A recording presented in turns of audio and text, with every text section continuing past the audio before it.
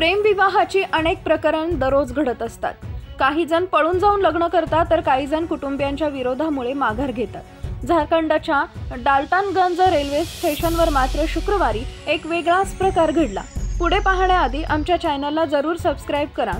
तर पलामूच मुख्यालय डाल्टनगंज रेल्वे स्टेशनवर काही दिवसांपूर्वी एक विचित्र घटना घडली। पोलिसांना त्याबाबत हस्तक्षेप करावा लागला। मामे भाऊ आणि आते बहीण यांनी लग्नाचा निर्णय घेतला व लगेचच रेल्वे स्टेशनवर त्याची अंमलबजावणीही केली। या घटनेमुळे आजूबाजूचे सगळे अवाक झाले। त्यांच्या कुटुंबियांनाही धक्का बसला। मुलाच्या अशा वागण्यामुळे घरच्यांना रडू कोसळलं।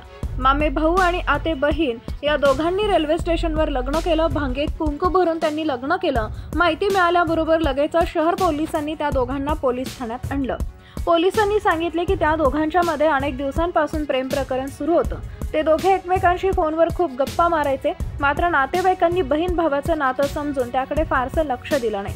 त्यांचं प्रेम प्रकरण सुरू असेल असं त्यांना वाटलं नाही। शुक्रवारी 12 जानेवारी रोजी मुलगी छत्तीसगड पासून डाल्टनगंजला पोहोचली। रेल्वे स्टेशनवर दोघे भेटले। त्यानंतर दोघांनीही लग्न करण्याचा निर्णय घेतला। लगेचच मुलानं मुलीच्या भांगेत कुंकू भरलं आणि तिच्याशी लग्न केलं।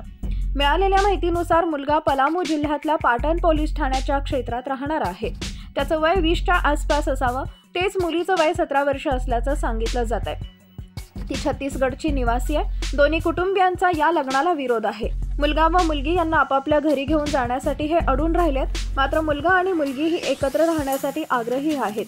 दोघांनी रेल्वे स्टेशनवरच लग्न केल्यामुळे दोघांच्या कुटुंबियांनाही धक्का बसलाय। पोलिस त्याबाबत काही मार्ग निघतो का याची तपासणी करत आहेत।